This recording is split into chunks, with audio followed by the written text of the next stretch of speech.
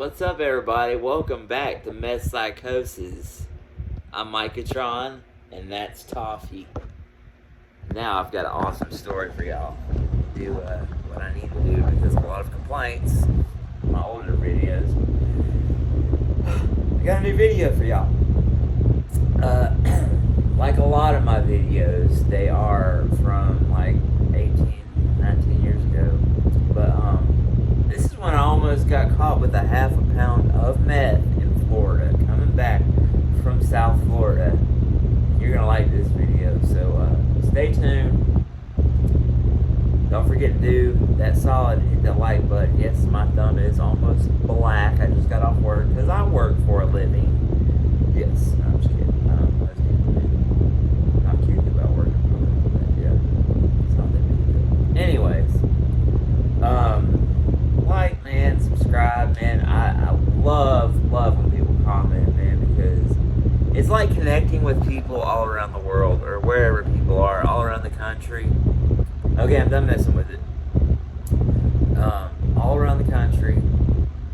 And I just wanted to tell this story real quick. It's probably not going to be a super long video, but I'm going to go ahead and jump into it. So, it's probably, I know the year was, I had just got my license. I probably had my license for like 2 months. It was like, it was 2003, because I turned 18 in 2004. I had only had my license for a few months, because I didn't get my license until I was like 17, because I couldn't get my grades right. North Carolina had this thing where your grades had to be like above a certain average in high school to be able to get your license before you're 18. And I didn't think I was going to be able to get my license, but my parents put me on Concerta, which is like extended release reeling. And my grades like skyrocketed. You know, it's pretty dope. Not something you want to give a drug addict, but it definitely made me want to focus. I don't know if I have ADD or not. It gave me energy, and it also made me focus really well. So, anyways, my grades went up. So I'm gonna give y'all a little backstory on how all this began. I went to a Ziggy Marley concert with my best friend, who is now passed away, Zach. Right after I got my license, we went to a Ziggy Marley concert. And see, this was back when you could go to hippie festivals and concerts like this, and there were a lot of fucking drugs out there, a lot of hallucinogenics, acid, ecstasy, all that good stuff. But we were tweakers, but we also wanted to get some hallucinogens, so drove all the way up to Atlanta. Just got my license, drove all the way up to Atlanta, Georgia, and was going to a Ziggy Marley concert. There was a whole bunch of other people playing there. I think Slightly Stupid was there too, but it's been a long time ago. I don't remember. I know Ziggy Marley was headlining, obviously, and this is one of those concerts where it was like, or festivals where it was like wide open. You know, people were yelling like mushrooms, acid, ecstasy, Molly, you know, PCP, crack cocaine, whatever. But we wanted to get some ecstasy, some real good ecstasy. You know, that back in the day, it was all like, man, Atlanta has the best fucking drugs. So we wanted to get some ecstasy. And one of the guys that was doing open air drug market ecstasy was this black dude.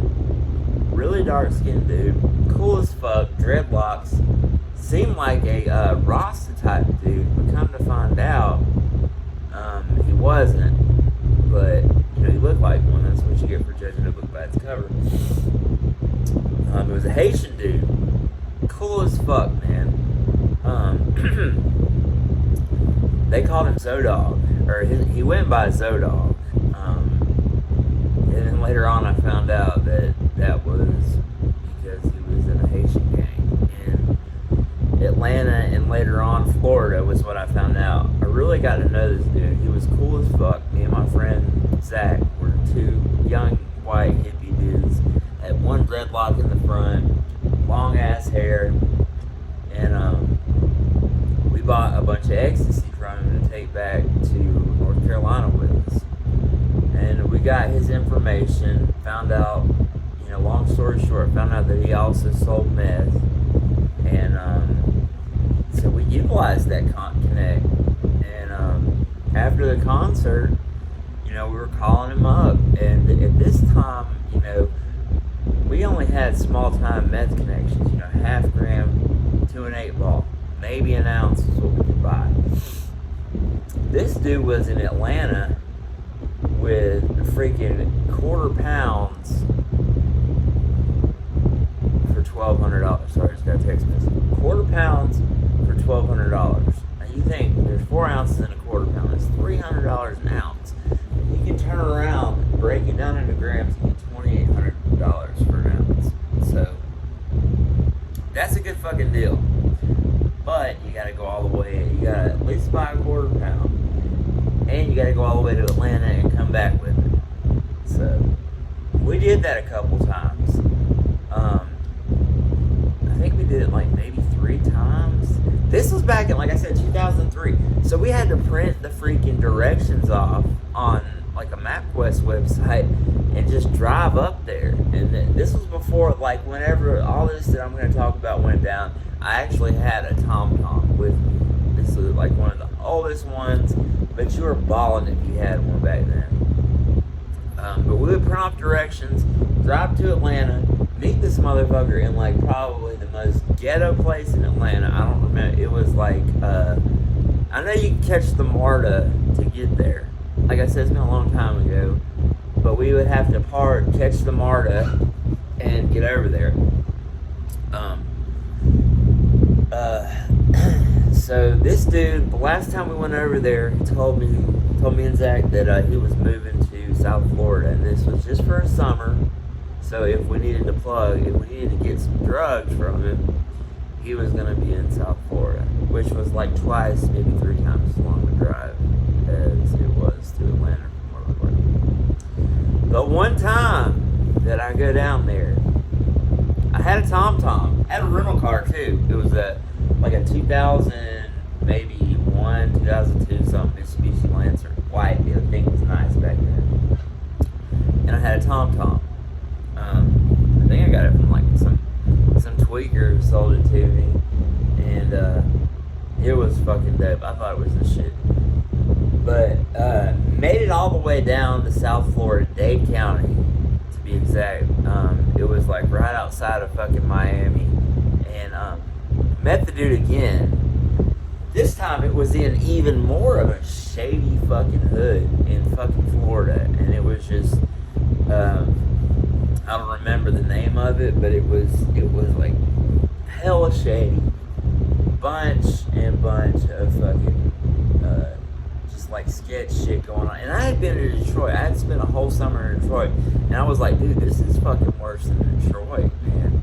I'm gonna actually post a video about that. I spent a whole fucking summer in Detroit. I'm pretty sure I talked about it in one of my videos. I told my parents that I was going to Grosse Pointe Park, which is like right next to Detroit, but we spent the whole summer pretty much in Detroit and just went and did all the shit we shouldn't have done. And I'm gonna make another video about that. But this time I went down. I had to go down there by myself. I don't remember. My friend Zach had gotten in trouble with his mom, and he was like a year and a half younger than I was. He was like 15, so he couldn't go with me. So I drove down there by myself, and this is before the time of smartphones and all that. I had a TomTom, like I said. Printed out the directions also, because I needed a backup. Made it down to South Florida by myself. I did have a gun with me because I didn't know where the fuck I was going, but I knew it probably wasn't good considering where the dude lived at in Atlanta. Went down there, bought the drugs, didn't have no problem. It was a half a pound, fucking 8 ounces, and it was probably the most that I had bought at the time. And what I had done, which I had done before when I went to Atlanta, was I had took the spare tire out of the car, had a black Adidas bag, and what I would do, because the the hubcap or the rim of the spare tire is always normally black. So I took a black like Adidas or Nike bag and we put the dope in there, stuff it up in there, and wrap tape around it, electrical tape. Do whatever I could do to make it the least obvious. When I say wrap electrical tape around it, just around the bag so it's not like, fabric, and just put it in there, stuff it in there, and try to fixate it as best I can with the tape without it looking obvious. So if they just once over it, I have a chance of getting by. And with this Lancer I had, it worked out really good. Like, I was able to stuff it in there, close it up, put the little spin thing back on top of it, and you couldn't tell by looking at it. Even taking it off, if you didn't really inspect the inside of the spare tire of the donut, you wouldn't notice it. So I'm coming back. I'm gonna make the trip straight back, like I made it straight down there, and did a little dope. I'm gonna stand up and was gonna make it right back. But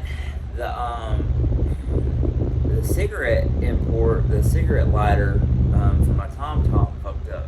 So my TomTom went out. Yeah, I was I had made it like halfway through Florida. Was trying to go backwards on my directions down there, because I only printed directions down there, and was trying to figure out where I was at. Needless to say, I made it somewhere into Tampa. The only reason I know that is because Hillsborough County is where I was at. And you'll find that out here in a second why I know that. And Hillsborough, I think it was Hillsborough Highway, somewhere around there has a big one-way road. It's like a main road, but it's one way. And my dumb ass, obviously being from North Carolina, did not know it was a one-way. And busted a ride going against traffic, and there's Florida Highway Patrol right there, like maybe 100 yards after what I was driving, before I even realized I was going the wrong way. I realized I was going the wrong way, went to turn around, and it was too late. There was blue lights behind me. Talk about shitting a brick. This is like one of my first times of ever getting, knowing that there's shit in the car that can give me some serious fucking time. And I gotta tough it out. And like I said, I did some dope, so I was speeding. I was on speed. And highway patrolman pulls me over, and I thought everything was cool, because I gave my license, registration. I was like, dude, I'm from North Carolina. I didn't know this was a one-way. I just realized I was going to turn around, blah, blah, blah. Think about it, though. I'm this hippie kid, skinny as fuck, obviously on drugs, and I'm driving, at that time, almost a brand new Mitsubishi Lancer from North Carolina. So, I sit there, and this was before I knew about the whole second car pulling up, you're fucked type thing. Sitting there, Hillsborough County Sheriff pulls up, K9. They run the K9 around the car, and obviously it's gonna alert. I got half a fucking pound of meth in the car, and it alerted on the trunk. So they started we're gonna have to search your car. It's not like it's really an option anymore. The K9 alerted on it. I know I told them no whenever they asked. That's why they brought the sheriff's department over there to run the K9. So they were in it. It alerted on the trunk, and that's where they started. And what I did was I had 3 bags of clothes in there, and I had just poured them all out. Had a bag of trash in there. I took a bag of house trash, put it in there, and I put everything on top of it, so they'd have shit to look through, and hopefully they would be so tired of looking by the time. Because if I just had the trunk empty, this was my thinking back then. If I had the trunk empty, they would be able to, go through it, and, boom, there it is. But if they've got all these clothes, and they're going to go through all the clothes, and then they got this trash, they went through the trash. They opened that trash up, they cut it open, and they went through it. So by the time they got all the clothes out. They had all the clothes out.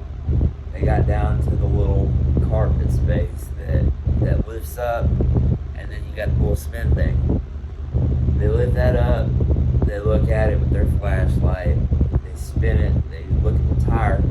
Luckily, when they picked the tire up and looked at it, they got a call. I don't know what it was, but as soon as he picked the tire up, this was the sheriff's department, set it back down, screwed it back on, closed it up, threw everything back on there, and they dipped out, and they ran, and they went to the other call. And the highway patrolman stayed there with me, and I was like, is this really gonna happen? Am I really gonna get away with it? And like I said, they shut the trunk. The highway patrolman finished searching the car, but he never went back to the trunk. So he didn't find nothing because I wasn't stupid enough to have anything loose in the car. I was like, dude, it's a fucking rental car. I don't know what's been in here before. Obviously, something's been in here that's alerted it, the dog, but I didn't do anything. I don't have anything. So, you know, I was getting super giddy. And I remember the highway patrolman was like, well, you know, this is a one-way road. Don't go up this road anymore the wrong way. He's like, but I'm going to cut you a break and not write you any tickets because I don't want you to have to come back to Florida just to go to court. And, man, I got lucky. I don't know. I wish I knew what that call was that went down that day in like 2003. But it saved my fucking life, man. Because they had just lifted the freaking tire up. And it was like, they were like, dude, there's no way there's nothing else in here. Because when you lift the tire up, there was nothing under it. It was up in the freaking tire. And it was holding on. It didn't fall out, and it was in a black bag. But if they had flipped that tire over and shined the flashlight on it, they'd be like, why the fuck is there electrical tape on this tire? And they would have cut it in. So anyways, after shitting exactly 7.9 bricks, I got back in my car, started it up, and slowly found my way back to North Carolina. And said, I can't do that again, dude. And that was I'm pretty sure that was the last time that I went and met that dude, because that was almost a life-changing experience. I didn't stop doing drugs, but I stopped going and getting them from long distances because I was like, dude, I can't put in that position. That was like, I already knew my life was like, at that time I thought my life was over. Yeah, so that was the time that I almost got caught trafficking meth in Florida. So yeah, don't forget to subscribe. Thanks for the support, y'all. Till next time, y'all, I'm Micahtrontv. And that's Toffee cleaning his leg. Hey, buddy. Till next time, y'all. Methpsychosis stories. And we're over and out.